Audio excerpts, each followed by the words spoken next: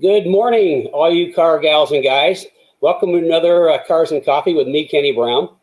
And if you have a thirst for learning more about cars and performance, well, you're in the right place. Because over the next hour, we're going to talk a little tech. We're going to answer your questions and try to share some of my vast experience and knowledge in the automotive industry and motorsports, so you get a better feel for how cars work. So we've got some really good questions this morning. Now, if you're on YouTube, I'm going to get this in early. If you're on YouTube, it's the thumbs up, the subscribe, and the little bell to get notices when we're doing live events. So you do the hat trick. Click them all. Facebook, please like and share with your friends, and you can actually start a watch party. There's some sort of clicking there somewhere that you can do to start a watch party. Because we love the more people we have, the better this gets. So this morning we got some really good questions, and don't forget you can send your questions in. Anything you want to know about or anything I'm talking about, please send a question in, and I'll answer them to the best of my ability at the end. But this morning is kind of we got some good subject matter. We're going to talk a little tech on our IRS carrier, the modifications that I do to it, and we're the only people that do. And our IRS business, believe it or not, is growing. So we'll talk about that in a little bit. And then we thought in the what I'm working on category, Roy has had a problem with his 99 Cobra. It's a full-on race car. That's the one that has the dry sump Daytona prototype motor in it. And he's been fighting issues with the Hydroboost. It's kind of like on again, off again, on again, off again, where sometimes the brakes work, sometimes the steering works, sometimes they all work together. So he's getting pretty frustrated with it. So I'm gonna attempt to get rid of this problem, and we'll talk about that in a little bit. So let me start off while we wait for some more people to join us. Let me start off with some of the questions we got this morning.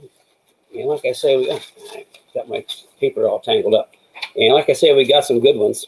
Now, Herstifer, that's our Speed Therapy Academy alumni from Bulgaria. He said, on Sunday, I changed my brake pads and noticed my lug nuts were slowed to the point where some moved from 21 to 22 millimeter socket. I know that OEM lugs for the 550 that have a problem, but can anybody recommend a better aftermarket lug nuts suitable for the track and S550? Listen, there's some good ones out there. What you need is really a hardened lug nut. Now, if you really want to be positive about getting your lug nuts on and off, they do have, and they have them for the 550s. They've got them in the 14 1.5 thread size. It's actually a splined lug nut. Instead of having being like a hex, it's actually got splines so that the socket slides onto. It's super positive. I mean, if you're interested, let Rich know, and we'll get you fixed up with some splined lug nuts, which should be a lot better, because that way socket's never going to slide off. I mean, it's just impossible. So there's something for you to think about. Now, Joe Johnson asked this question in the Academy, but I thought it was good enough that we'll talk about this morning. He said, what do you think about the posi lock system to prevent movement of the IRS cradle? With this system, I think you can lower the IRS cradle and make the roll center lower. What am I missing?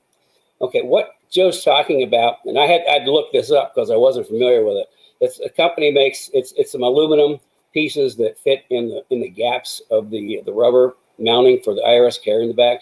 550 is mounted in really spongy rubber, and the carrier moves all over the place. If anybody see any videos online about how much the carrier moves, it's pretty remarkable.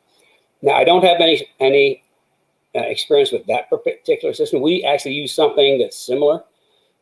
We get from a different supplier that pretty much locks the IRS carrier in place. And with every single 550 car we lock the IRS carrier in place, because it just you don't need that carrier moving around, because that's going to interrupt your handling and suspension in the back. As far as lowering the cradle, from what I saw, and I didn't have enough time to really dig into this particular system, I don't see where you could lower the cradle. The only way you could lower the cradle is to put some washers or shims between the cradle and the body, but all that does is raise the body up. It really doesn't lower the carrier. And as far as the lowering the roll center, I'm yet to have the time to do a full geometry analysis on the 550 rear IRS. So I don't even really know where the roll center is, if it's up or down. So I really can't speak to that. But as far as some sort of system to lock the IRS carrier in place, absolutely. We do that to every single 550 car that we work on. So, okay, there's Joe's questions.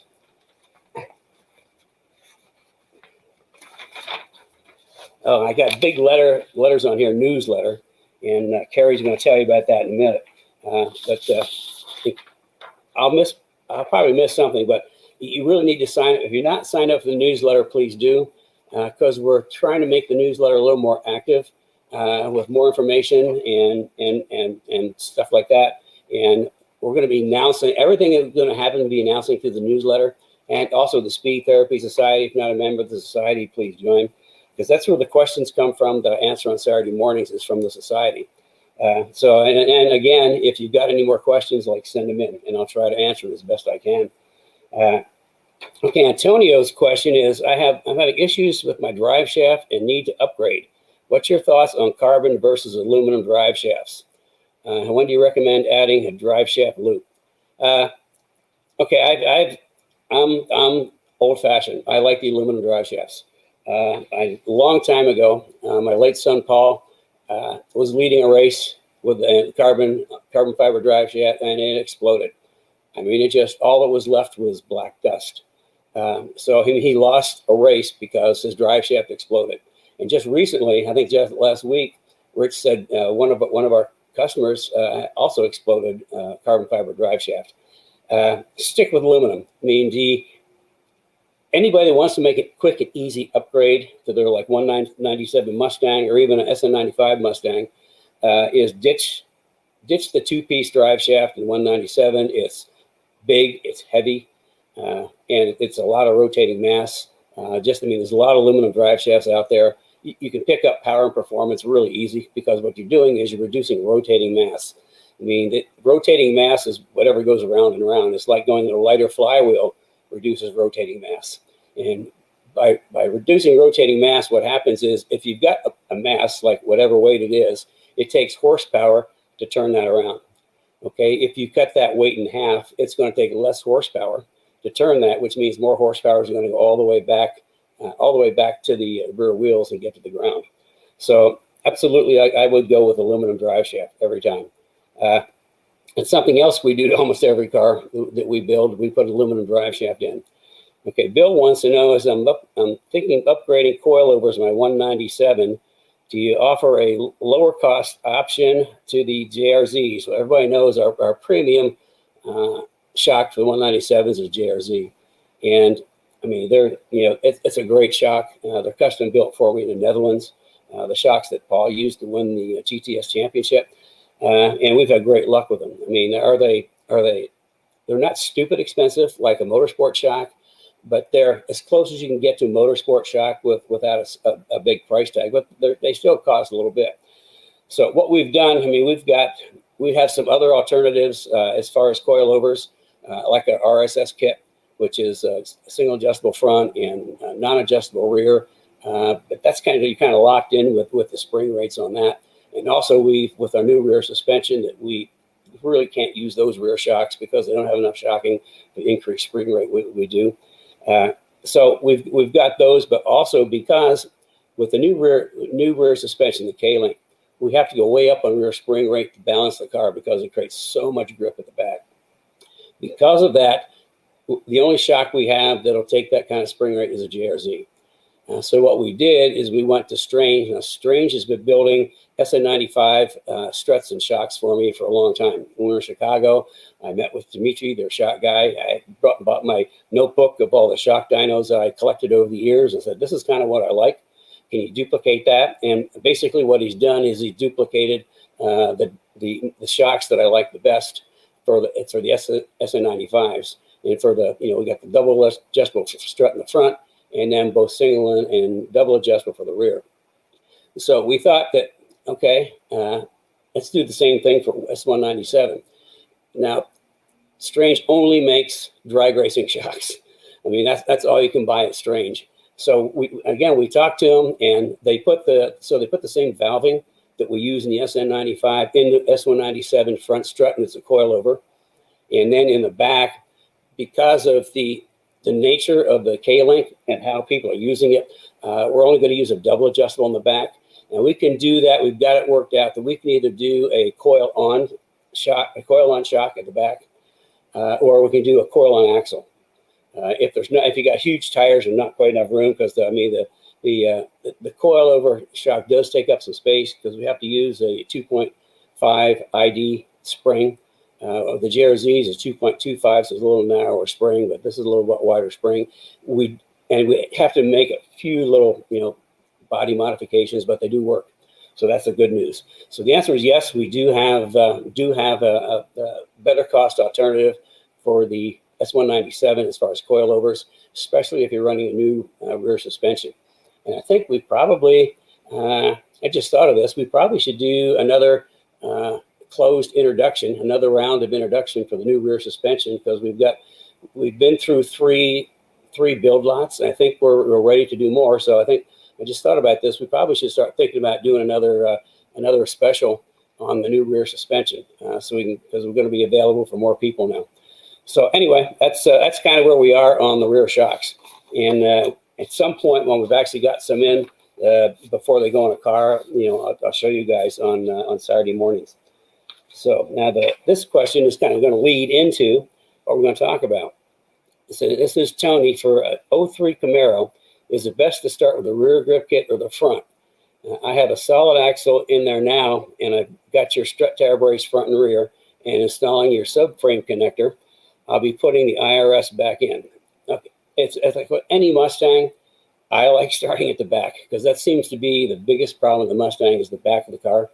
So I like starting at the back and going to the front. Like with the 197s, we got three components to the suspension: the rear grip kit, front grip kit, springs, and shocks. With the IRS cars, we actually do it a little bit differently. We have the full rear grip kit, the full grip kit in the back. But what we can do for the IRS, because it's a more complex package, we can do it offer it in stages. There's stage 1, stage 2, stage 3, and stage 4. It's a full-on geometry fix.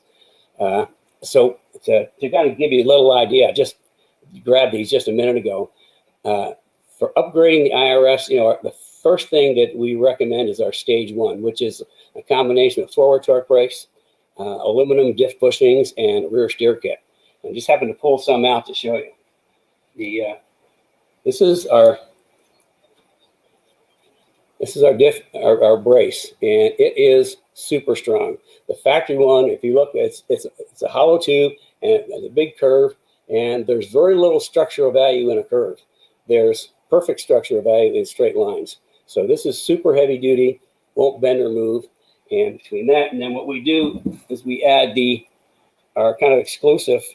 We got a lot of exclusive stuff, come to think of it. Diff bushings. Now, these are aluminum diff bushings. And what's kind of cool about these is there's the urethane and rubber, they kind of insulate it. Urethane is better than rubber, but this is better than urethane. And the reason is because it's solid. I mean, it doesn't move. It just locks the front of the diff solid. And the other thing is because it's aluminum, and then if you can see, we've got these big, small washers. We actually can turn this into a small heat sink to help pull some of the heat out of the IRS. Now, IRSs have, they get hot and there's no place for the heat to go. They're just, all this heat's just packaged in this little aluminum case. Or with a live axle car, you got all this metal mass to absorb heat, but IRS, there's nothing there. So they can't overheat. This is not enough heat sink value to run on track. If you're going to run on track with an IRS, you have to have a rear diff cooler. Because like I say, you got to get rid of that heat that builds up inside. But even so, for daily driving around town, this does a pretty good job of pulling heat out of the diff. The other thing is because we stack the washers on the bottom and put the differential mounts on top, we actually increase the rear pinion angle slightly. And something we noticed a long time ago is that I can't remember the year, maybe 2000 or no, 2001. I can't remember that there was the Cobras. Some of them had like a driveline vibration issue, And we had one customer that had his Cobra to the dealer multiple times. You know, they changed drive shaft and they changed a whole bunch of parts, and still he still had the driveline vibration. We actually just put in a set of the aluminum diff bushings, raised the pinion angle, the vibration went away. So it does a whole lot of good things. The third part of stage one is our rear steer kit, and that is the tie rod. We actually lower the inner point of the tie rod to improve rear roll steer. What I noticed when I was testing with Ford Racing down at Road Atlanta on their FR500 program, I can't remember what year it was, but we were actually testing down there, and on the FR500, that was the one that had the extended wheelbase with double wishbone and a really cool motor. What I noticed is at the far end of Road Atlanta, there's two sharp right-hand turns.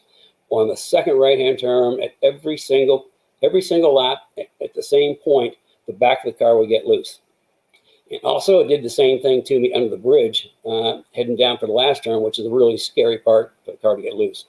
So I came back and I we've done some looking at the geometry of the IRS, and so this time I really focused on the steering.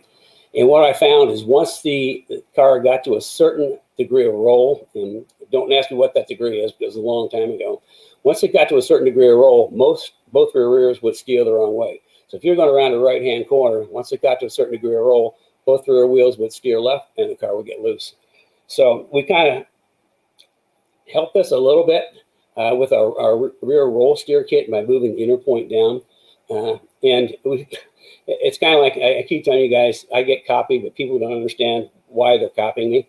I've seen some other companies that offer a rear bump steer kit. Okay, so we understand bump steer is at the front of the car. When the car is, when you're steering, you're turning the wheel, and you hit a bump, and the toe changes, that's called bump steer. At the back, the rear tires are driving you forward, so they're not turning. What we get at the back is not bump steer, you get roll steer. When the car rolls, they steer the wrong way. So this takes about half of the roll steer out, which is a big plus. And we've actually had people say that on a dyno, they've seen the wheels do this thing on a chassis dyno. And when I add the bumps, the roll steer kit, then it kind of takes a lot of that out. We take all of it out when we do the geometry mods. Here, one other little thing for IRS guys: if your outer tie rod ends are shot, you can't find them anywhere. I mean, Ford doesn't make them anymore, and very few companies offer these. We actually went to one of our suppliers that made our front tie rods, and we said, "Hey, you can't get these anymore. Can you make them for us?" So we can get factory grade forged outer tie rod ends. So that's kind of like the where you start with the IRS, and then like the next phase would be switching to our tubular lower control arms and coilover shocks. And he talked about he had the rear shock tower brace, which if you go to coilovers, you need the rear shock tower brace. We've seen pictures of the shock mounts actually splitting away from the body. From coilover application because there's so much load going up in there. That's why we have our shock tower brace. It takes care of that. But and putting the subframe connectors in, great decision. I mean, that is probably one of the most important things you can do to a Fox or SM95 Mustang is get subframes jacking around the matrix. It stiffens up the center of the car. But anyway, that's so phase 2 is the tubular lower control arms and coilover shocks. Phase 3 is just adding the tubular upper control arms. They don't have any change to geometry. However, they're half the weight of the factory. So literally, two of my tubular upper control arms weigh the same as one factory cast iron upper control arm. So that's 2. And then the fourth one is the geometry. And what we do is we actually go in and we essentially cut all the pickup points off. And we have new ones, we make new ones, and we put them back on. And, the geometry is completely different. And they handle like a dream. Like on Kermie, my track car, we did all the development on. It was 2001 Mustang we turned into a IRS Cobra. I mean, I could put that car anywhere on track. I could drive it all day, handle it like a dream. Nothing scary. It's just a joy to drive. And that was kind of like the start of our geometry. So what I'm going to do is I am going to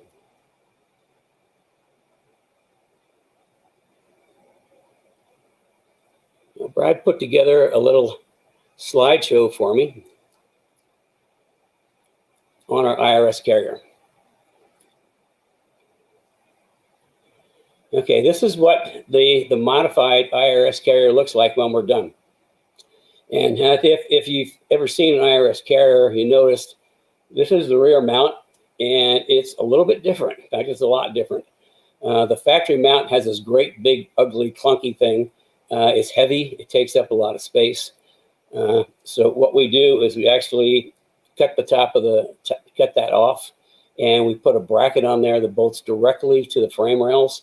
So the rear carrier is just absolutely locked into place. And because of that, you don't need to put urethane or solid bushings in the front. It doesn't matter because we lock the back in, rock solid. So here's another view of it. And, all the things that we do is these upper pickup points are cut off, and these are actually the new ones we make. And the bottom, those are cut off, and we make new ones for that too. So we change both the upper controller mount points and lower controller mount points to get the geometry we're looking for. I mean, I stabilize the roll center. The roll center is just a little bit above ground where most race cars are, IRS race cars, and we stabilize the movement of the roll center so it doesn't roll around that much. And we do as much improvement to the camber gain as possible within the architecture that we're dealing with. And I also try to add as much anti-squat as possible. It's really hard to get a lot of anti-squat into an IRS car, but we do add extra anti-squat, which not only helps going forward, but anti-squat also helps when we're braking, keeping the back of the car down. Now here's a better picture of the bracket that we put on. Now it used to have just 2 holes for the SN95. However, we're getting so many guys with Fox Mustangs that are putting the IRS in. We've actually changed the bracket with some additional holes so that I'm not going to say it'll bolt to every Fox, because Fox Mustangs are the earlier years are kind of a lot different than later years. But this has been modified as a direct bolt up to the Fox Mustang. Use the existing threaded bungs that are in the frame rail from the quad shock. So, and then you can see this is our new upper mounting point. This is actually a bracket that's brand new. We cut it, form it, and then weld it on. And here's another view of the bracket, and I mean it's just rock solid. Again, our upper control arms, and then let's see what else. And here's a picture of the lower control arm bracket, which again, these are all new pieces that we put on. We used to just like grind and do things, and we thought, well, this doesn't look all that nice. And it wasn't real precise, so we just engineered new brackets to put on there. Now Brad kind of threw this in there, and it's kind of like, why did he stick that in there? And I was going to take it out, but then it made me think, this is actually an illustration that we used for the Motor Week video that we shot of currying my car down at VIR for Motor Week TV. And they wanted some illustration. We use this illustration just kind of show the IRS. The thing is that also, what was also cool about that event, that was the first time we ran the prototype 4.6 FR500 motor with the FR500 heads, cams, and the magnesium intake manifold. So it was that was kind of a cool thing. So it just made me think this was actually like 20 years ago.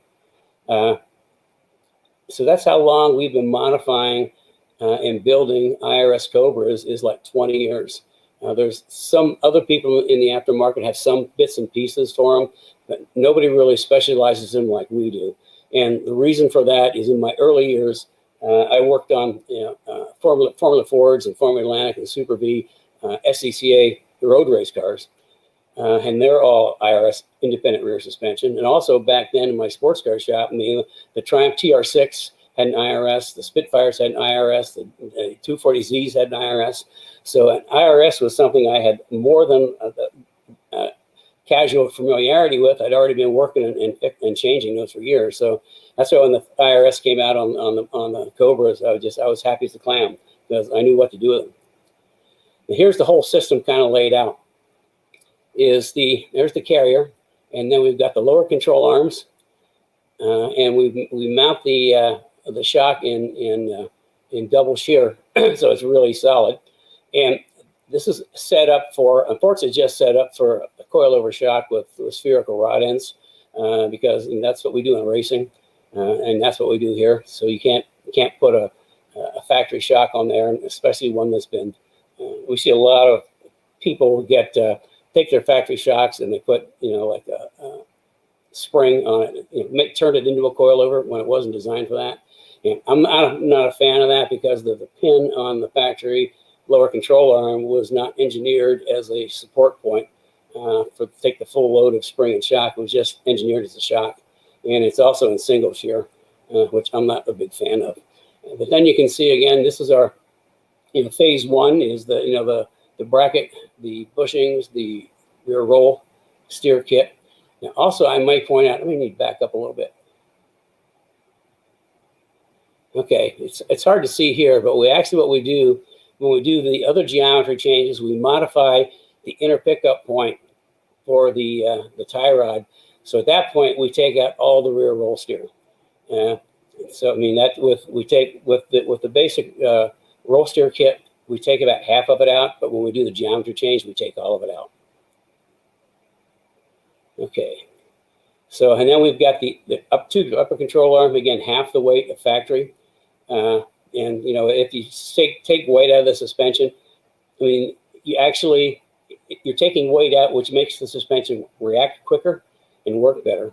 And I think the whole package, between the getting rid of the factory pieces, the big huge springs in the back, and going to our coilover, it's something like 40-45 pounds that we take out of the IRS, which means that if you look at the reality, it's not that much heavier than a live axle. If you take 40-some pounds out of the IRS, it's really close to the weight of the live axle. So that's kind of a big plus. And then we have, of course, our sway bar end links. So that's kind of like the whole package of our IRS and all the geometry changes we make. Okay. Oh, there, I'm back. So that like I say, I knew all about IRS rear suspensions, had worked on them, had modified them way back in the 70s, and when they came out in '99 for the Cobra, I mean, I was happy as a clam. I mean, I knew how to make them work, and we did make them work, make them really good. And we are still supporting IRS carriers for the Cobra IRS, and we continue to do so. It's in fact, all of a sudden, it's like all that business is actually picking up for us because a lot of people putting IRS into Fox Mustangs, which I think is the coolest thing ever. I mean, you got a nice light car in the Fox, you put an IRS in the back, and then our front grip kit in the front, and a good set of springs and shocks, and all of a sudden you got just a wicked handling car. So that's kind of where we are with that. And the only downside to the IRS right now is parts are getting really difficult to find. I mean, we had this. Let's scour the countryside to find a replacement carrier for voice car that was in an accident on track. So we're actually looking forward of maybe starting to create our own pieces, but that's down the road. And we've got a lot of other things on the table right now. So anyway, that's kind of like where we are with the IRS. So, and also talking about Roy's car, and this is the problem I'm solving right now. It's like this is Cars and Coffee, so I have to have my coffee. Like I said, his Hydroboost sometimes it works great. Sometimes he only has brakes, sometimes only steering. So it's kind of weird. So the only thing to do, I think, is get rid of Hydroboost and convert to manual because he's already eliminated the ABS. So that's not even a factor anymore. So what my idea is, and I'm telling you my idea before we've even tried this yet. What my idea is to convert to full manual And now I'll separate the systems, make the power steering, just run from the power steering pump right to the power steering rack, and not through the Hydroboost, and get rid of the whole power thing and just go to manual brakes. Now we've come up with a bracket for the firewall, and this is one of the Bear. Turn it around. Bear I think called Reman or something. Master cylinders. This is an amazing piece. It's all billet. It's all machined. Even the caps are metal. But this is I'm going to try a 1-inch piston and see how that works. I think that'll be okay. We run the Pro 4R brakes on the front and then factory OE rear calipers. So this is kind of what we're going to try. I'm going to see if we can make that work.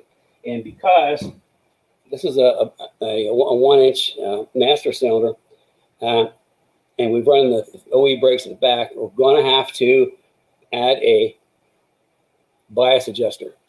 Now this will go in the cockpit where Roy can reach it, and brake bias adjustment. Every single race car we do has a bias adjustment the driver can reach, because then if you're racing hard, you're going to start the race with a full tank of gas, and towards the end of the race you're not going to have as much gas. The back's going to be lighter, so you can through the race the driver can dial out rear brake, so he doesn't have a point where you got to hit the brakes real hard and then the rears lock up. So this goes in the line, and you turn it one way to increase rear brakes and the other way to decrease rear brakes. So we'll put that in the cockpit where I can reach it. We're going to do it this week, so I'm going to have to let you know how it turns out.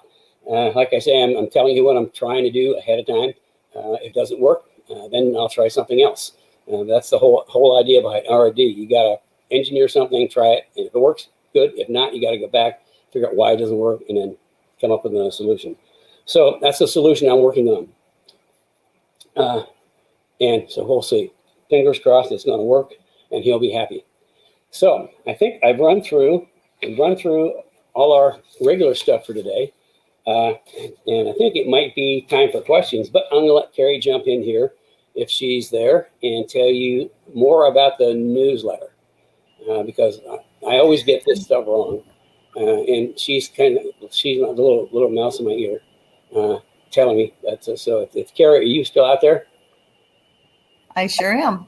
There she is. So so hi everybody. I just wanted to let everybody know that we are kind of doing some special things with our newsletter. So if you are not a subscriber yet, please make sure you subscribe. You can find the button to subscribe either on our website.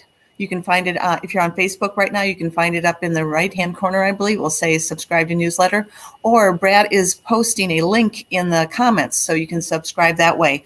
But one thing I want to note is some rules have changed, and you need to double opt in. So once you subscribe, look for another email from us that says, "Did you really want to subscribe?" and click that button so we make sure you receive it.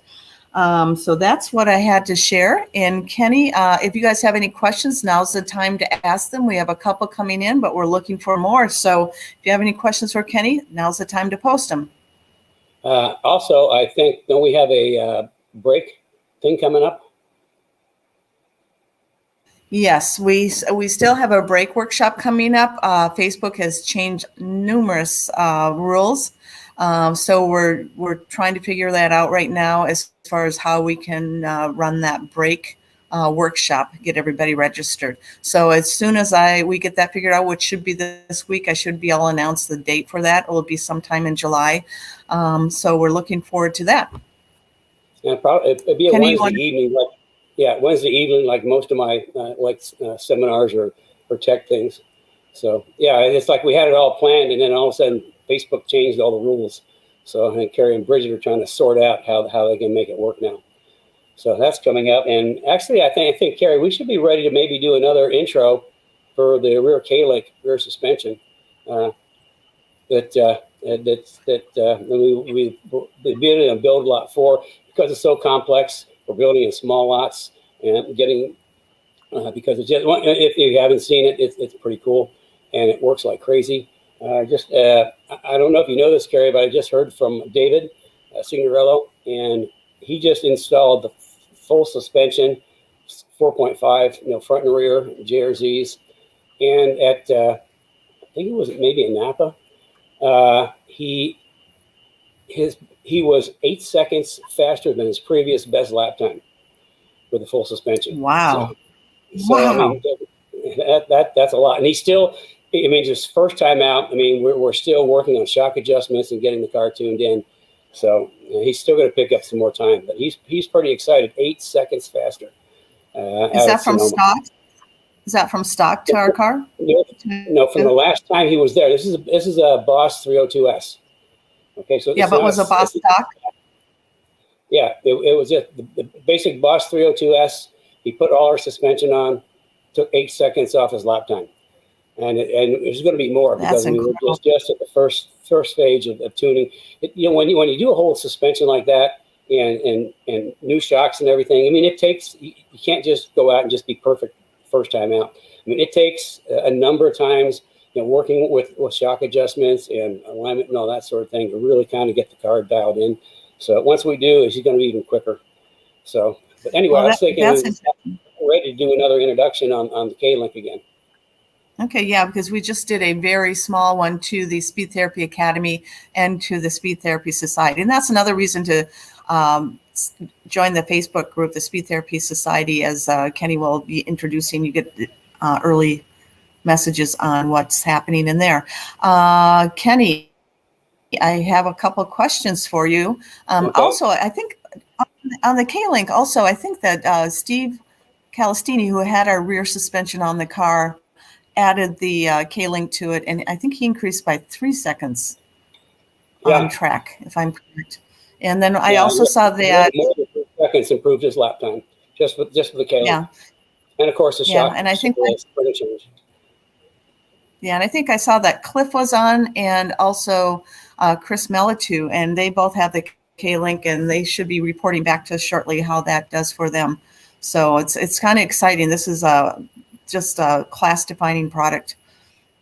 Yeah, I mean, it is literally years and years and years in development to get it released, but it's patent pending. So I mean, it's such a significant piece of suspension kit that we went ahead and patented. I can't tell you how many years and how many dollars we got wrapped up in developing this thing, but it does work. I mean, it just really does work.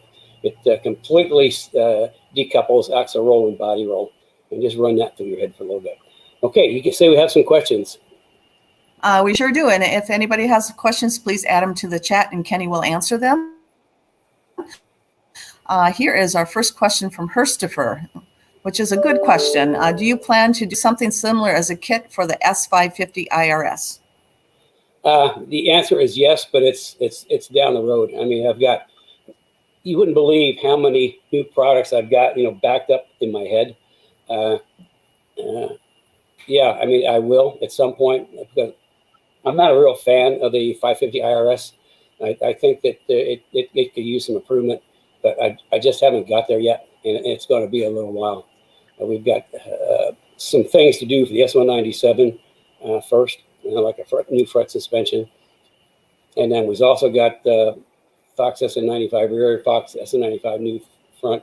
So, and a whole bunch of little things. So yeah, I mean, but doing here's the thing about the IRS and the 550, it's a major R&D program for us. I mean, it's a seriously major program to get that fixed. Like when we did the IRS for the 99 Cobras, it was a big engineering and development program. The 550 is going to have to be even bigger just because of what it is and how it is. So it's in the list, but unfortunately it's kind of like down the list a ways.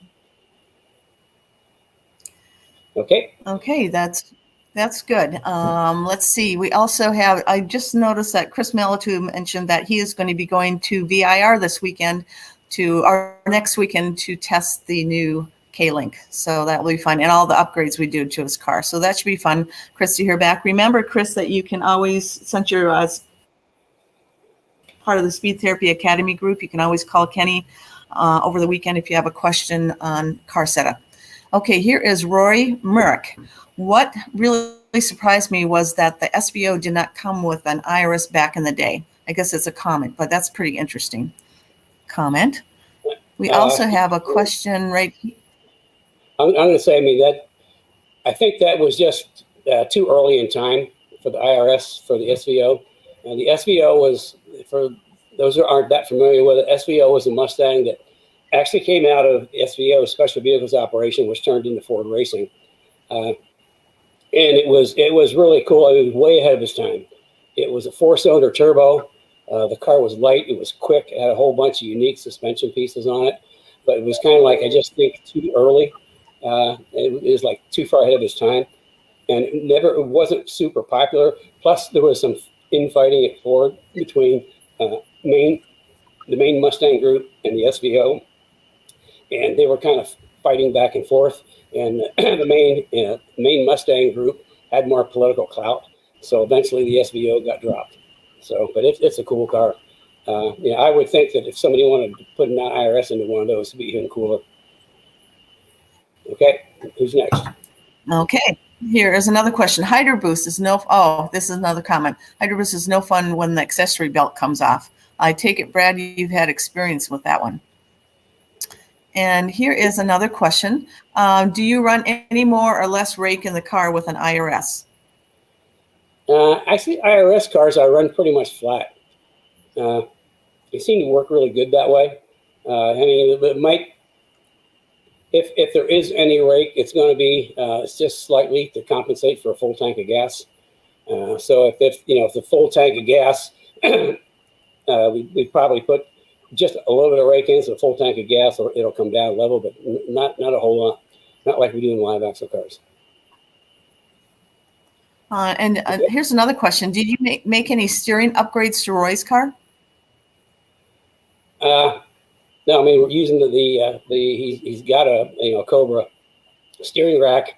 The only steering changes are in the geometry. He's got the front grip kit with all the geometry changes. But no, this is going to be trying to get the power steering and the brakes to work, trying to separate them so they're all working on different systems, so they don't interact with each other. Okay, here's another one from Tony. You answered one of his questions earlier. I think that led into your IRS discussion. He says, I replaced all the rubber in my IRS with Delron in my 03 Cobra from Full Tilt Boogie. And to me, the car got way loose in the rear. What is mostly the reason for switching to a solid axle? Okay, it's kind of interesting you say that, because I really don't recommend people use Delron in the back of an IRS car, for the very reason that you said, is the cars seem to get loose. And also, I mean, there's no window of there's no margin of error. I mean, everything is like there. We did we upgraded one car a long time ago with Delron, and I drove it, and I just didn't like the way it felt, and I just said, we're not going to do this anymore. So we don't. I mean, we don't use Delron in our control arms. We use the black urethane because it's a little harder than the red. It's also silicone impregnated. So yeah, I mean, the fact that you found that with Delron the car got loose is, yep, I can see that, because it happened to us, and that's why I don't do Delron anymore. Okay. Okay, here's another question. Before we put this question up, this is last call for questions. So again, last call for questions, and I'll put this up, and then I need to chat some more. Ken. So I'll chat after this question. Here we go. Brad, IRS diff cooler for a race car, use a thermostat control or a toggle switch? That's another great question. When we first started doing the IRS coolers in Cobras, we would just put a little switch on the dash. The driver could just flick on to turn the cooler. And we always do it's a system. We have not only the pump for the oil, but we also have a fan, because you can't always depend on the air that's moving around the back of the car. So depending on the location, either a push through or pull through fan.